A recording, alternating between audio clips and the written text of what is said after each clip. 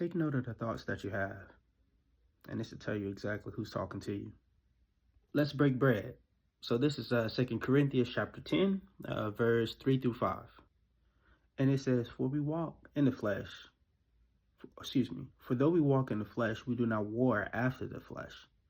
So there's definitely a war going on, but it's not in the flesh, right?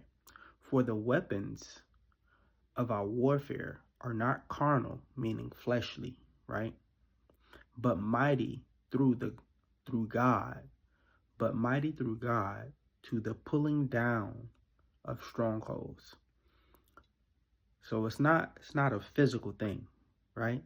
But it's mighty. Our warfare is mighty through God, right? To the pulling down of strongholds. So when we go through God, we can pull down these strongholds through God.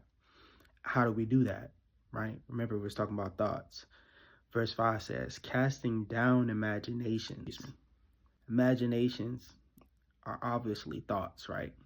When you imagine things, think about that, right? What are you imagining, right? What are you dwelling on? Are we dwelling on his word? Are we dwelling on the things of light? Are we dwelling on the things of righteousness, of love, of peace, of joy, right?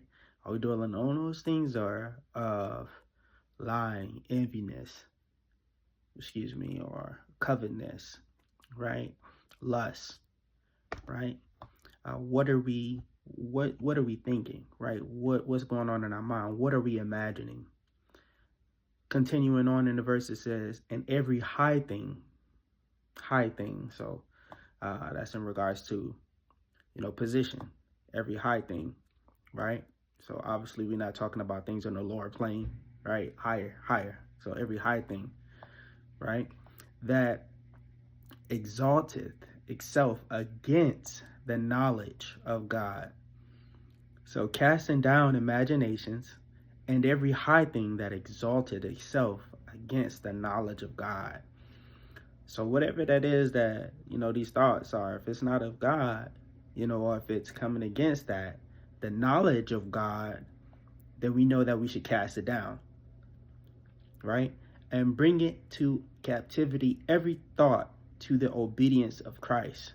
So every thought that we have, we should be taking it captive, right? It says here, bring it into captivity, every thought. Okay, so every thought that we have, we should be bringing it into captivity, which means take it, put it in jail, right? It's a prisoner of war. Take it, torture it, look at it, ask it questions, really think, dissect it, all right? Dissect this thought, dissect the thoughts that you're having. This is warfare. It goes on in the mind. Okay? So every thought that we have, we should take some time to examine the thoughts that we have, because either it's God speaking to us or it's the devil speaking. And we should take captive every thought.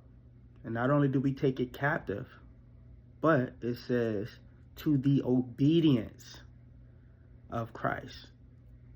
Okay, so that means that we should be comparing it with the words of Christ. What does the word say at the end of the day? So this Bible study was based off of Romans. I'm sorry, not Romans. Why do I keep saying Romans? Because I've been reading Romans lately. Romans is good, guys. Read Romans. Any chapter, just read it. But this is coming from 2 Corinthians chapter 10. 2 Corinthians chapter 10, and that was from verse 3 through 5, actually, verses 3 through 5. Once again, for though we walk in the flesh, we do not war after the flesh. For the weapons of our warfare are not carnal, but mighty through God to the pulling down of strongholds, casting down imaginations and every high thing that exalted itself against the knowledge of God, and bringing into captivity every thought to the obedience of Christ. Go with God.